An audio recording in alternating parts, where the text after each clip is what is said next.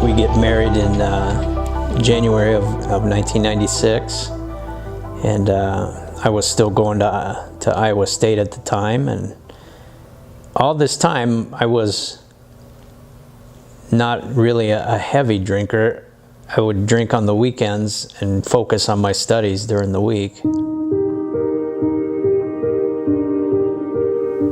You know, life seemed, like we had it made. I'd finally got out of school and got a really well-paying job, at one of the largest firms in Minnesota, and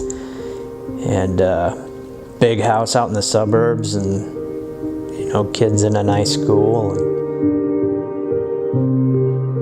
It went that way for a good 3 or 4 years, and my drinking was just getting worse and worse and worse.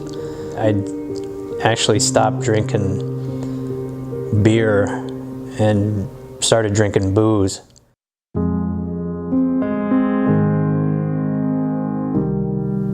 In my mind, I had built everything. I could do no wrong. I made the money. It was my job that had let us have the nice house, and I was making inroads at by the time they let me go from my first law firm, I was literally only months away from making partner. What they label in the rehab business a functioning alcoholic, I was. It's just my functioning was deteriorating badly.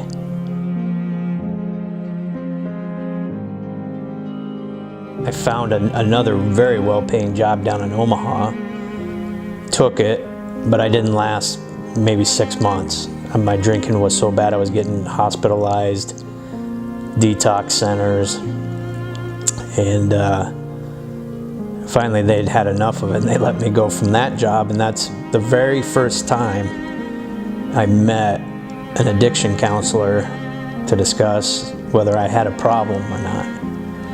And believe it or not, I still wasn't I thought I was still in control.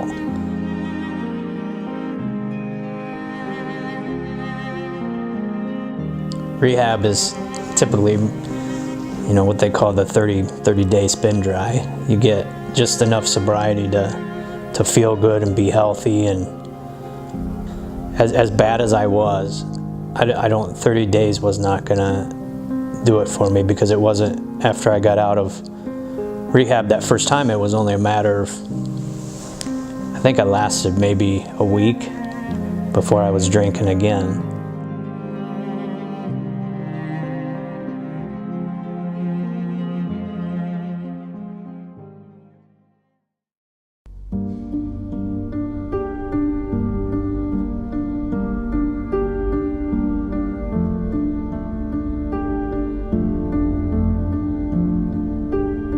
I was actually in the Minnesota Army National Guard at the time as a JAG officer, and I had drill that weekend, and she had told me she was going to leave. She had actually moved out of my bedroom, or our bedroom,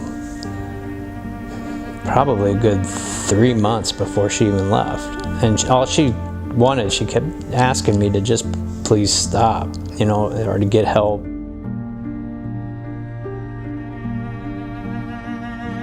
And yet that wasn't enough to get me to stop. I still didn't stop. I had been drinking mouthwash for almost 3 weeks, if not longer. Just sick every day. And I was shaking so bad that I couldn't stand it, and the anxiety was just incredible. I couldn't sit still.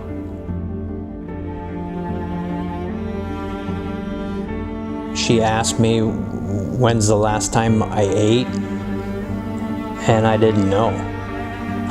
I went back through my mind day after day after day till I got to about 10 days, and then everything was blurry because I just couldn't remember. I couldn't have recall.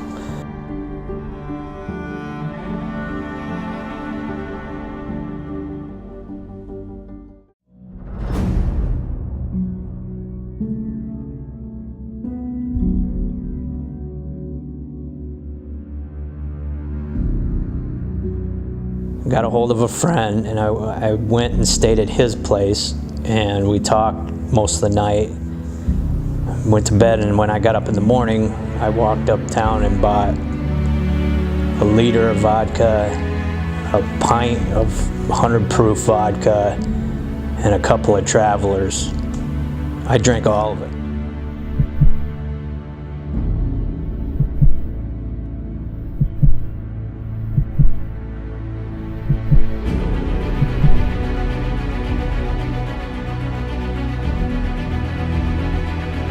And so I decided that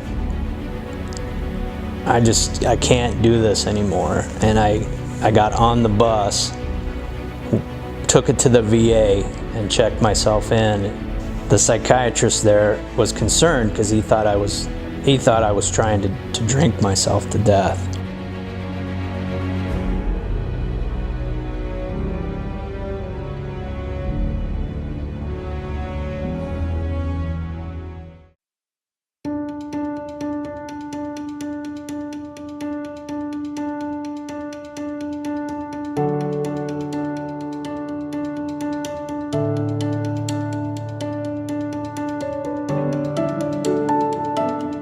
He was given a lecture on the things we do to other people when we're active in our addiction, how we treat them, and the bad things that we do to them. And it hit me like a ton of bricks. I sat there and I was like, this is not who I wanted to be when I was a young boy.